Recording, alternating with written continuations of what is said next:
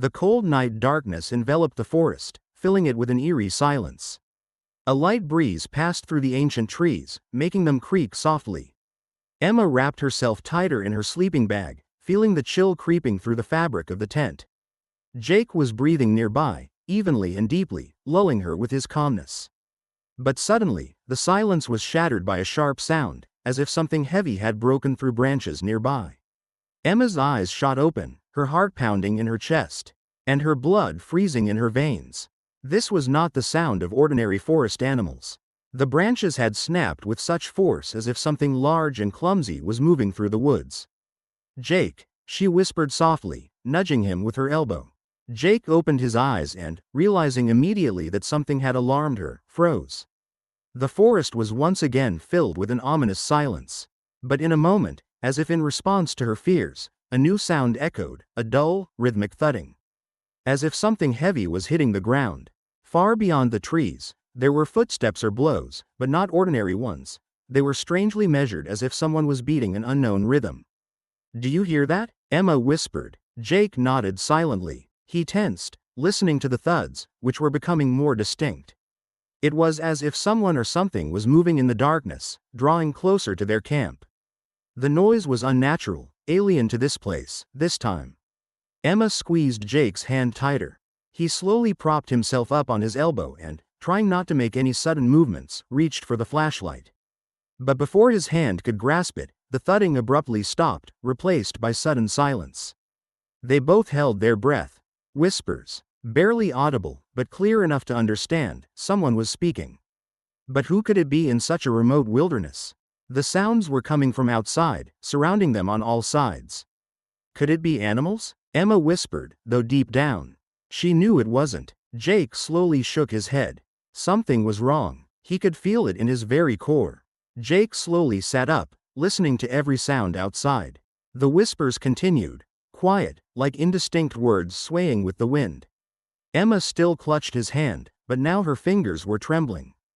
Jake gently freed his hand and reached for the zipper at the tent's entrance. He needed to see what was happening outside, to make sure their fears were unfounded. "What are you doing?" Emma whispered, her voice filled with worry. "Just taking a look," Jake replied calmly, though his heart was pounding. He slowly unzipped the tent, trying not to make any noise.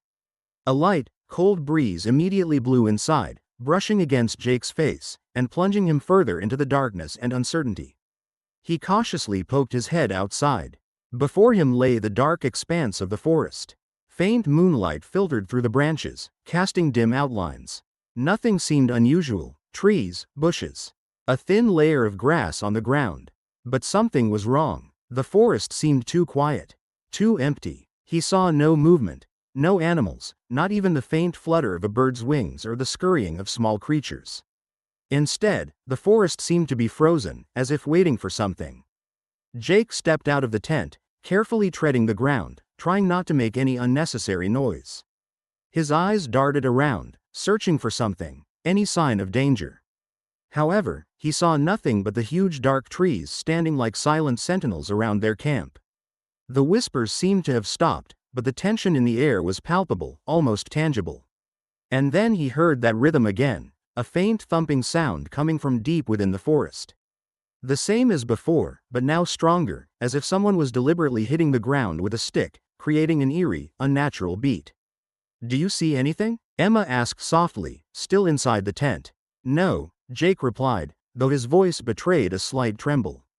"But I don't like this." The thumping grew louder, and with it, the whispers returned. Now they sounded closer, as if someone was hiding behind the nearby trees, concealed behind the trunks. Instinctively, Jake took a step back, feeling cold sweat trickling down his spine. These sounds were too real, too strange for the wilderness. Something was definitely wrong. Emma woke up early in the morning as the first rays of sunlight began to filter through the thin fabric of the tent. Despite the cold and the anxiety of the night, she had managed to doze off before dawn. Jake was sleeping beside her, his face tense even while he was asleep. The memories of the night's sounds and whispers wouldn't leave her mind, but the daylight brought a false sense of security. Carefully, Emma slipped out of her sleeping bag and opened the tent, wanting to breathe in the morning air and calm herself down. But what she saw made her freeze. On the trees surrounding their camp, strange symbols had been carved. The cuts were deep, as if someone had forcefully etched them with a knife or another sharp object. Some of the symbols resembled crooked lines and spirals, while others were chaotic figures, as though drawn in a fit of madness. There were too many of them for it to be a coincidence. "Jake," Emma called to him in a loud whisper, trying to contain her panic. He slowly sat up, clearly not fully awake yet, but seeing the expression on her face, he immediately became alert. "What's wrong?" he asked, walking over to her.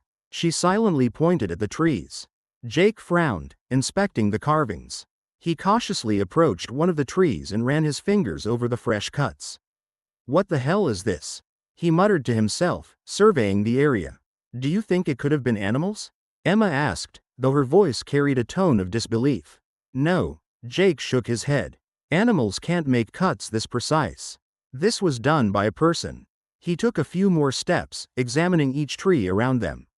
The symbols covered several trunks, forming some sort of strange pattern, as if whoever had made them had a specific purpose in mind. "Maybe it's just some teenagers," Jake said, trying to reassure her.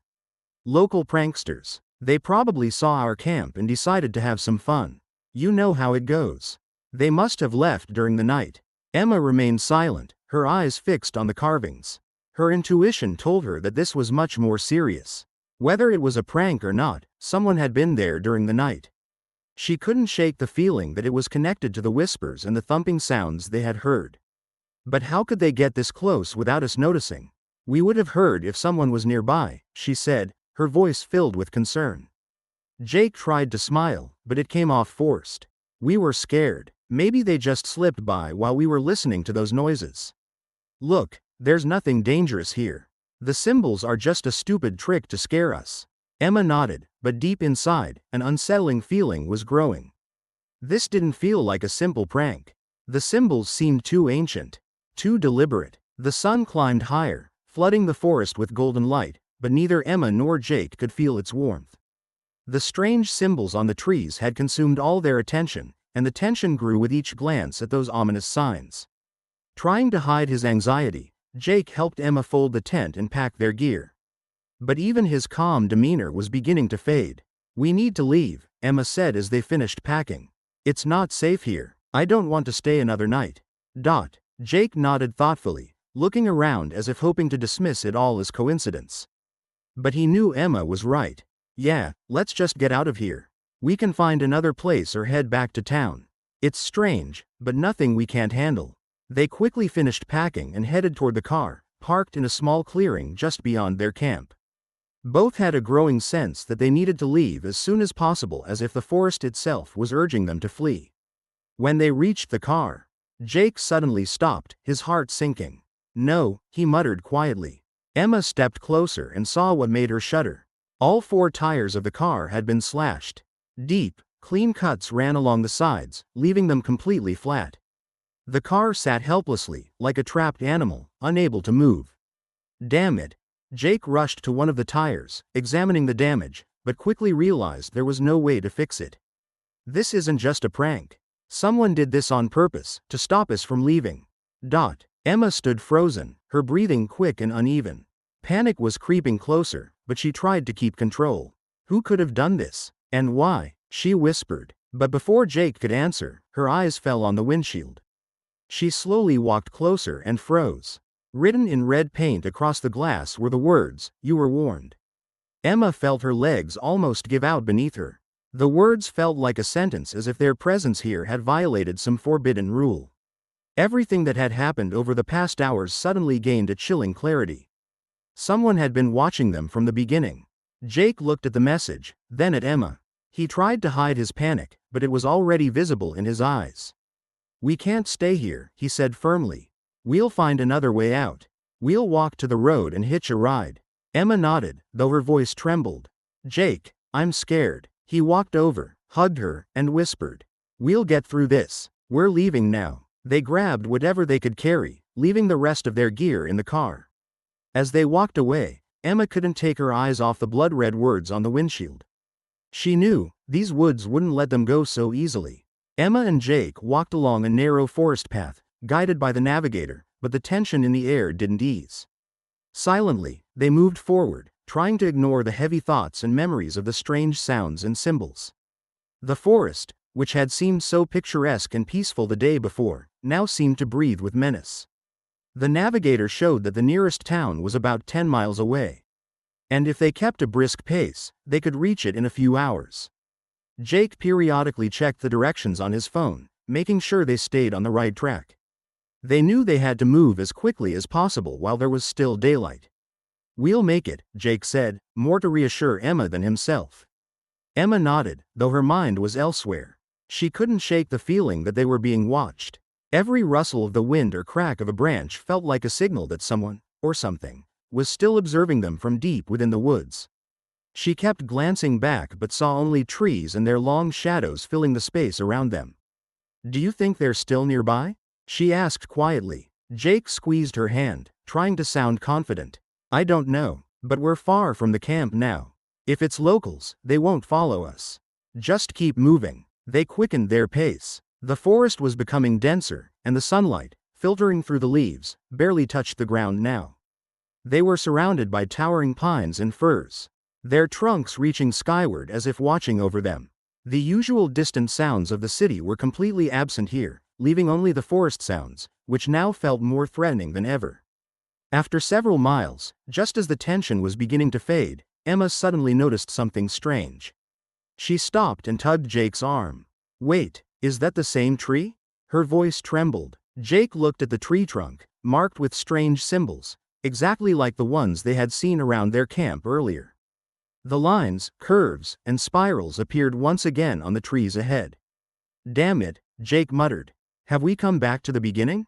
"No, that's impossible. We followed the path exactly," Emma protested, her voice rising in panic. "We couldn't have gotten lost." Jake checked the navigator again. The point marking their location hadn't moved. There was no path here, only dense undergrowth and those strange symbols. The map said one thing, but the reality around them told a different story. "This can't be happening," Jake whispered, gripping the phone tighter. He realized that their situation was far more dangerous than they had thought. "We're not alone here, Jake," Emma whispered, looking around. She could feel it in every part of her body. Jake glanced at the forest, then back at Emma. For a moment, fear flickered in his eyes, though he tried to hold it back. "All right, let's try a different way," he said firmly. "We'll still find a way out." But inside, they both felt it. This forest didn't want to let them go. The forest grew darker as if the shadows were slowly closing in, despite it being the middle of the day. Jake and Emma kept moving forward, but each step was weighed down by growing fear. Emma struggled to keep up, her breathing became uneven, and every second seemed to stretch on endlessly. Then, breaking the heavy silence, they heard it, the first sound. Footsteps. Quiet, measured, and cautious. They came from behind, perfectly in sync with their own pace. Emma spun around abruptly. "No one. Did you hear that?" Her voice was thin and trembling. Jake froze for a moment. He had heard it too. The same sound. But the forest was empty. Only the whisper of the wind and the noise of their own footsteps filled the air. "It's probably just animals," he said, trying to stay calm. "There's plenty of wildlife in these parts. Maybe a deer or a coyote." "Jake, that's not animals," Emma protested, her voice rising almost to hysteria. "Those footsteps, they're mimicking ours." Jake looked back again but saw only the shadows of trees. Nothing suspicious. Still, something inside him tightened, as if his instincts were screaming that danger was near. They continued walking, picking up their pace. But after a few minutes, the sound of footsteps returned. Louder this time, more distinct. Jake's heart started to race. He turned around, expecting to see at least a shadow, but again, nothing. Emma stopped, her eyes wide, her face pale. "This can't be a coincidence. Someone's following us," she nearly shouted, her panic finally breaking through.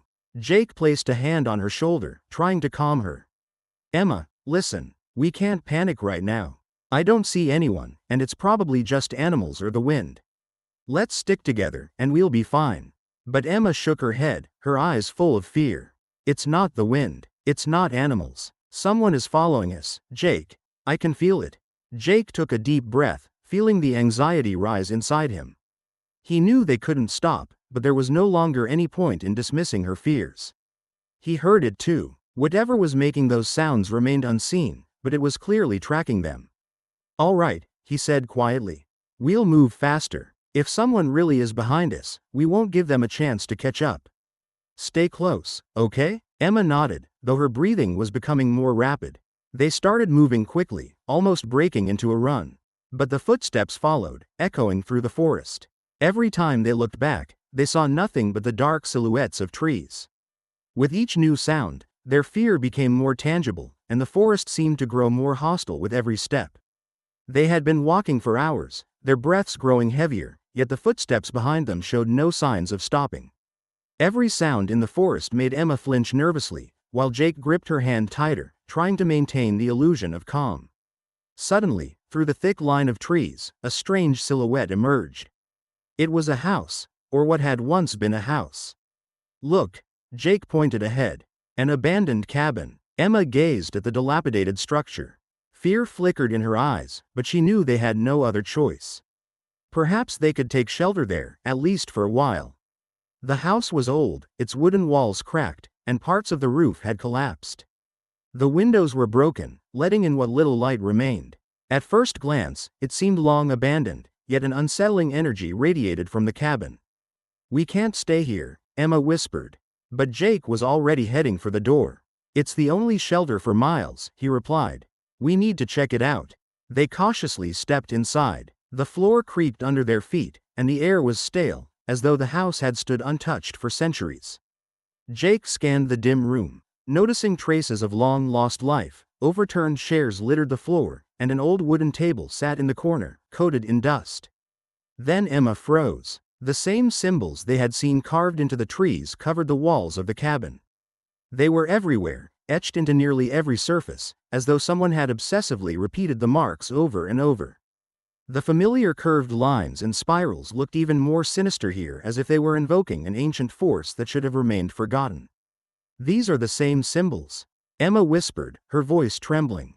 "Jake, they're here." Jake approached the table, his eyes drawn to the objects scattered on its dusty surface.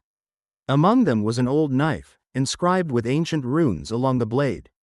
The handle was stained with dried blood. He slowly picked up the knife, feeling its weight and the coldness of the steel. "What is this place?" Jake muttered, glancing around the room with growing unease. But before he could process the situation, something else caught his eye. A book lay next to the knife, a photo album, its pages worn and edges yellowed.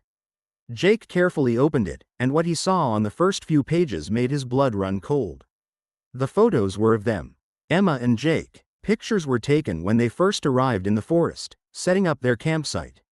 In some shots, they were sitting by the fire, in others, they were gazing at the sunset. But there were other photos too, taken later, at night. Up until that moment, they heard the first strange sounds. Emma stepped closer and froze when she saw the photographs. "How? This is impossible." Her voice quivered, and her eyes filled with terror. "Who did this? Why do they have pictures of us?" Jake slammed the album shut, his heart pounding in his chest. This was no longer just a random threat or a cruel joke. Someone had been watching them from the beginning, documenting their every move. And now they were at the center of whatever sinister plot was unfolding. "We need to leave," he said firmly, placing the knife back on the table. "Right now." But before they could move toward the exit, the sound of a twig snapping came from outside the cabin. The snap of a twig outside the cabin made them freeze. In the silence of the forest, the sound was as loud as thunder. Emma and Jake looked at each other, not daring to move. It was clear, someone was outside, and they knew exactly where Emma and Jake were. Jake was the first to collect his thoughts. He gestured to Emma not to move and slowly approached the window. Peeking cautiously outside, he saw no one. Only trees and the thickening shadows of dusk. But that did little to ease his mind. He returned to Emma, who was still standing by the table, clutching the photo album as if it were the last tether holding her to reality. She stared anxiously at the pictures. "Jake," her voice was quiet, but filled with horror. "These photos, they were taken recently." He nodded, not taking his eyes off the album. "I know. It means someone has been watching us from the very beginning. And not just watching. They were close enough to photograph us. This isn't a coincidence." Jake took the album from her hands and began flipping through the pages quickly. He was searching for clues, anything that might explain how and why they were being watched. All the photos were too precise, taken at moments when they had felt completely alone. Every detail was captured, their movements, their faces, even the fear in their expressions as they began noticing strange things in the forest. "Look at this," Jake pointed to one of the photos. It was a picture of their car, taken just before they found the slashed tires. Someone was here, planning this from the start. Emma stared at the image, and her eyes widened. In the background, barely visible in the car window's reflection, a dark figure stood in the shadows of the trees. "It's them," she whispered, barely holding back tears. "They've been here since the beginning." "Yes, and they're not going to let us go," Jake said grimly, feeling the tension in his chest build with every passing second. He flipped through more pages, only to stumble upon a photo that made his blood run cold. It was a picture taken inside the cabin, the very same table, the knife, the symbols on the walls, and the album they were holding in their hands right now. "Damn it," Jake muttered, slamming the album shut. "This wasn't taken just now. It was taken ahead of time. Someone knew we'd end up here." Emma looked at the album in horror, now realizing it wasn't just a random object left in the abandoned cabin. It was a message, a trap meant for them to find these pictures and realize they have been watched and controlled from the very start. "We didn't end up here by chance, Jake," her voice shook. "We were led here." Jake exhaled heavily, his heart racing. He knew Emma was right. Everything, from the strange symbols on the trees to the slashed tires, had been part of some plan. This cabin wasn't just a random refuge, it was a trap. "We can't stay here," he said, glancing tensely around the room. "Someone is nearby, and they don't want us to leave." Emma looked at the door, then at the window. Her hands were trembling. "What do we do? How do we get out of here?" Jake considered every possible option, but each one seemed hopeless. Staying here left them exposed. The forest outside was their enemy, but remaining inside wasn't any better. Their only option was to keep moving, not letting fear paralyze them. "We're getting out of here," Jake said firmly. "And we'll find our way to the town. But first, we need to make sure no one is outside." He slowly approached the door, careful not to make any noise, and cracked it open, peering out. The forest was wrapped in silence. No footsteps, no rustling. But the feeling of being watched never left. "Let's go," Jake whispered, signaling Emma to follow him. They left the cabin, trying not to look back. What pursued them wasn't just the footsteps and ominous symbols, but the realization that in this forest, they were pawns in someone's sinister game. Just as they stepped out of the cabin, the unmistakable sound of snapping branches echoed from the depths of the forest. The noise was so loud and unexpected that Emma instinctively pressed against Jake, her hands trembling with fear. "Someone's coming," she whispered, her voice barely audible. Jake quickly assessed the situation, realizing they had little chance of hiding if they stayed outside. Suddenly, he noticed a small shed behind the cabin that they hadn't seen in the fading light. He grabbed Emma's hand. "We need to hide, now." They quietly slipped back inside the cabin. Jake softly closed the door behind them and led Emma toward the back window. However, they didn't make it far before footsteps sounded outside. Clear, steady, and growing closer to the front entrance. The crunch of heavy boots on dry grass grew louder. Then, a sinister knock at the door. Emma froze, barely able to control her breathing. Jake looked at her, signaling with his eyes to stay silent. No one could know they were inside. "Damn it," Jake muttered under his breath as the footsteps approached the door. A crash. The wood gave way under a powerful strike, and the door flew open with a loud bang. Emma stifled a scream as a dark figure appeared in the doorway. A man in a mask. Tall, dressed in black, with a flashlight in one hand and something resembling a machete in the other. Behind him, a second figure entered, also masked, but carrying a rifle slung over his back. "Search the place," they heard the muffled voice of the first man. "They're here somewhere." Emma instinctively covered her mouth with her hand, her eyes wide with terror. They were trapped. The chances of escape seemed slim. Jake squeezed her hand and pointed to a small back window near where they were standing. It was their only chance. The footsteps of the two strangers drew closer. Emma and Jake crouched behind a half-rotten cabinet in the corner, hoping they wouldn't be found. The first man began scanning the room, his flashlight sweeping across the walls, illuminating strange symbols and the overturned chair on the floor. Jake pressed himself against the wall, trying to remain silent, slowly turning his head to keep track of their movements. They were only a few meters away. Nothing, the second man said, his voice nervous. Maybe they've already left? Check again, the first man replied coldly. Jake knew time was running out. If they didn't make a move now, they'd be discovered. He scanned the room, searching for a way out. His gaze landed on the window once more. It was the only thing standing between them and freedom, but it was small and narrow, and getting through it quickly would be difficult. As the second man started making his way around the house, Jake realized they couldn't wait any longer. He carefully nudged Emma toward the window, opening it as quietly as possible. Emma, barely breathing, climbed onto the windowsill, trying not to make a sound. The heavy footsteps were getting closer. One of the men was almost in the room where they were hiding. Emma slipped out first, landing softly on the ground outside. Jake carefully followed, his heart pounding in his chest. He was bracing for the moment they'd be discovered. Just as Jake managed to crawl through the window, a voice called out behind him. What the? Jake and Emma bolted, not looking back. Shouts erupted behind them, followed by the crack of a gunshot. The bullet struck a tree trunk near them, causing Jake to duck and run even faster. They ran, legs numb with exhaustion, not thinking about where they were headed. The only thing that mattered was getting as far away as possible from their pursuers. Emma and Jake raced through the thick forest, leaves rustling underfoot and branches whipping at their faces. Their hearts pounded in unison with their frantic steps until they were utterly exhausted. The forest around them seemed endless, and their only hope was the distant promise of freedom, the road. Finally, after what felt like an eternity of running, they reached a small clearing leading to a highway. The forest seemed thinner here, and light filtered through the branches. They stopped, trying to catch their breath and figure out what to do next. Are we going the right way? Emma asked, her voice still trembling with fear and exhaustion. We must be, Jake replied, looking toward the road. We need to flag down a car. They both raised their hands, desperately signaling for help. Time stretched endlessly, and a growing sense of hopelessness set in, until a truck appeared on the horizon. It slowly approached, its engine rumbling in the distance.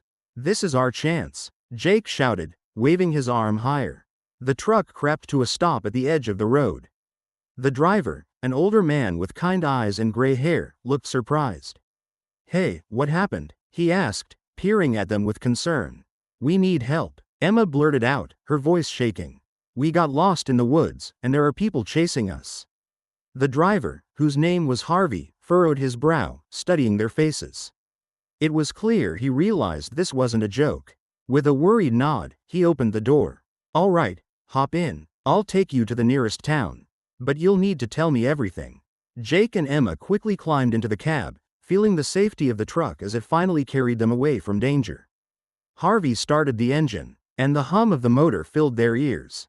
As they passed forests and fields, they began to feel the tension slowly easing. My name's Harvey, the driver introduced himself, glancing at them through the rearview mirror. And you're not the first folks to run into trouble around here. What do you mean? Jake asked, trying to make sense of the situation. A lot of strange things happen in these mountains, Harvey said. People go missing, strange sounds are heard. The locals always say it's best to stay away from certain places. Emma exchanged a glance with Jake, realizing their suspicions were being confirmed. What they had experienced wasn't an isolated incident. We found these strange symbols. Emma began, and then the whole story poured out of her. She bitterly recounted how they had sought seclusion but instead found only danger and fear. Harvey listened quietly as they spoke. When they finished, he said softly, "That's all very disturbing, but you need to stay on guard. Not everything hidden in those woods can be explained." Jake nodded, understanding that neither they nor Harvey fully grasped what they had encountered. But one thing was certain, their escape was only the beginning, and the dark forest still held secrets they had yet to uncover. Harvey's truck slowly entered a small town, where the abundance of streetlights and familiar sounds felt almost surreal after the darkness of the forest. Emma and Jake, still shaken and exhausted, exchanged relieved glances. Finally, they were safe, at least, that's what they hoped. Harvey dropped them off at the police station and reminded them to be cautious before driving away. Moments later, Emma and Jake found themselves at the threshold of a building bustling with light and activity. "Let's go," Jake said, squeezing her hand. "We need to tell them what happened." They stepped inside and were greeted by an officer sitting at a desk. He was in uniform and looked tired, but had a kind face. "How can I help you?" he asked, glancing away from his computer screen. Emma stepped forward, trying to maintain her composure. "We just came out of the forest, and we need your help. Someone has been watching us, and we almost got caught." The officer studied them carefully, his expression shifting when he heard the word, forest. "Tell me what happened," he said, but his voice had an oddly cold tone. Jake began recounting their story, detailing the strange symbols, the sounds, and their encounter with the masked individuals. The officer listened, but his gaze occasionally wandered, as if he were thinking about something else. "And you say this happened in Bitterroot National Forest?" he clarified, leaning forward. "Yes, exactly there," Emma replied, sensing the tension in the air increase. "We found an abandoned house, and there were pictures of us. Someone has been following us." The officer nodded briefly, but his expression grew even more guarded. "I understand this sounds frightening," he said, though there was little sympathy in his voice. "I'll look into it. However, I would recommend that you don't stay in this area too long." Emma and Jake exchanged incredulous looks, unable to believe their ears. "Why not?" Jake asked. "We need to figure out what happened." Without waiting for a response, the officer turned back to his computer and began typing. "Just be careful," he said, avoiding their gaze. "There are things better left unknown." A feeling of distrust grew stronger. Emma felt fear creeping back into her mind. "You're not just going to ignore our story, are you?" she asked, trying to capture his attention. The officer finally looked at them, but there was no conviction in his eyes. "I'll do my best," he replied, but his tone felt impersonal and detached. "But don't be surprised if we can't find anything. In places like this, things aren't always what they seem." Emma and Jake left the station, and as the doors closed behind them, the sense that someone was hiding something intensified. An unfamiliar atmosphere enveloped the town, as if the people knew about the happenings in the forest but were unwilling to speak of it. "We need to find help," Emma said as they stepped outside. "We can't just walk away." Jake nodded, looking back at the building they had just exited. "But who can we trust?" he said, feeling the weight of growing anxiety. They understood that this story was just beginning and that they were about to face even greater challenges. After their disappointing encounter with the officer, Emma and Jake decided it would be best to seek information from the locals. They headed to a bar located at the corner of Main Street, where, according to rumors, the local old-timers gathered. The bar turned out to be a small but cozy place with a low ceiling and wooden walls adorned with vintage photographs. The air was filled with the smell of grilled meat and beer. They ordered a couple of pints and settled at one of the tables, listening to the conversations around them. An elderly man with gray hair and deep wrinkles approached them. He looked as though he had lived there all his life. "Are you newcomers around here?" he asked, taking a seat at their table. "Yes, we just arrived," Emma replied. "We've heard about strange things happening in the forest." The old man smirked, his eyes sparkling with interest. "Oh, the forest is a whole world full of mysteries," he said with a slight smile. "My name is Bob. You're lucky I'm here to tell you about the local legends." Jake and Emma exchanged intrigued glances. "What legends?" Jake asked, leaning in closer. Bob leaned forward as if about to share something secretive. "Listen," he began, "there's a group that has long lived in these woods, worshipping ancient forces. They say they protect their territory from outsiders. If someone crosses their boundaries, they don't let them go. These people, or perhaps entities, keep their own accounts." Emma tightened her grip on Jake's hand, her fear coming back to life. "You mean people go missing?" she asked. "Not just missing," Bob continued. "They disappear without a trace. No searches, no signs. It's as if the forest consumes them. The locals know about it but try not to talk." Jake frowned. "We were in the forest, and strange things happened. We found symbols on the trees and people in masks." Bob smirked again, but this time his smile was sinister. "Yes, that's their business. They don't like it when someone intrudes on their sacred places. And if you've seen them, it means you're already in the game." A chill ran down Emma's spine. "What should we do?" she asked, unable to hide the panic in her voice. "You need to be careful," Bob said, taking a sip of his beer. "If you want to leave this place, you must avoid the forest. Try not to think about what you've seen and just get away as soon as possible." Jake nodded, feeling that his conversation with Bob confirmed their fears. But he also felt that simply leaving wasn't the best option. They needed to figure out what was happening and learn more about what they had encountered. "And what if we don't leave?" he asked, looking into the old man's eyes. "What will happen?" Bob frowned, fear reflected in his gaze. "If you don't leave, the forest will take you, just like many before you. You'll be drawn into this mysterious cult until you become part of their rituals." Emma and Jake exchanged glances, their hearts racing. Just when they thought everything was behind them, a new, even more terrifying understanding washed over them. "Thank you, Bob," Emma said quietly. "We'll think it over." The old man nodded, his expression becoming less serious, as if he sensed that something else awaited them in the future. Emma and Jake left the bar filled with new fears and questions. Now they had to decide what to do next, as their lives depended on that decision. The night enveloped the motel in a grim silence. Emma and Jake settled into a modest yet cozy room, trying to rest after all the turmoil. They sat on the edge of the bed, adrenaline still coursing through their veins. "We need to figure out what's going on," Jake said, stroking the stubble on his chin. "Yeah, but how?" Emma replied, her voice sounding weary. "We don't even know who they are." They decided to try to sleep a bit to regain their strength. Jake turned off the light, and the room fell into semi-darkness. However, sleep eluded them. Emma lay on the bed, unable to turn off her mind from troubling thoughts. In the middle of the night, a sound woke her, a faint creaking, as if someone was trying to open the door. She sat up abruptly, her heart racing. "Jake," she whispered, feeling his hand tighten around hers. He jumped up, his eyes wide. The creaking continued, and suddenly there was a noise as if someone had shoved the door. "Someone is trying to get in," he said, his voice thick with fear. Emma swallowed hard. "We need to get out of here," she said, getting up from the bed. Jake nodded, and they hurriedly began to gather their things.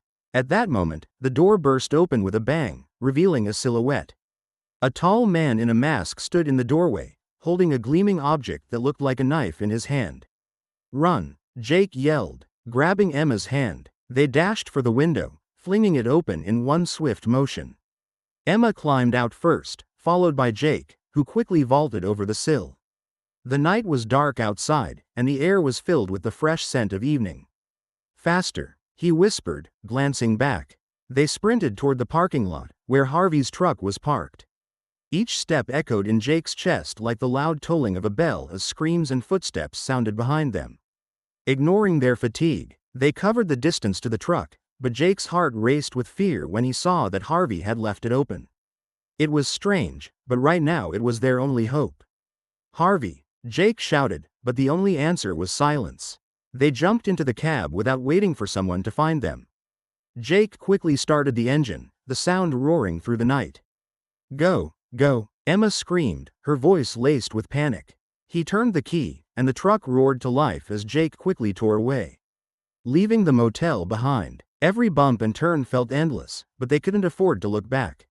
"Where to now?" Emma asked, her voice trembling. "To Harvey," Jake replied, gripping the steering wheel. "He's the only one who can help us." They knew that this path would lead them to even greater dangers. But for now, their only priority was survival. The truck sped down the deserted road, and the darkness of the forest gradually receded. Emma and Jake sat tense as they finally arrived at Harvey's small house on the edge of town.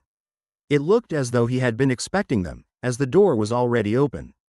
"Come in, quickly," he said, glancing around as if afraid someone might see them. They rushed inside, and Harvey locked the door as if that could protect them from everything lurking in the woods.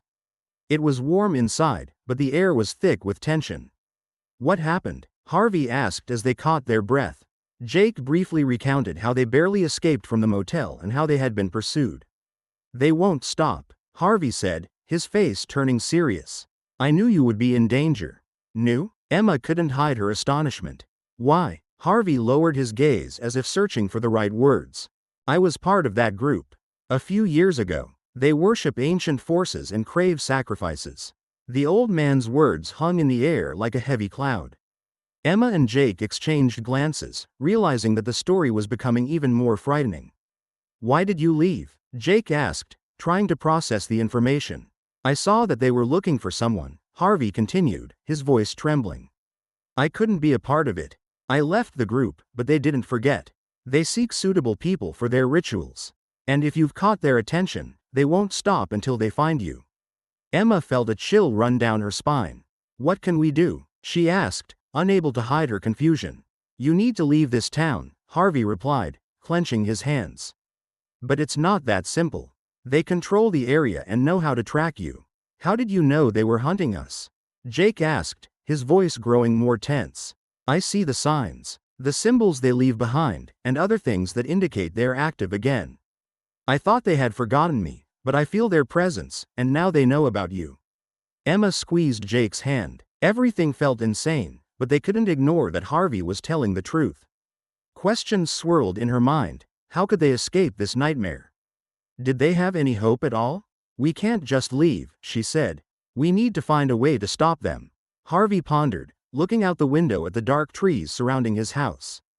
"It could be dangerous," he finally said. "But if you want, I can help you deal with this. I know how they operate."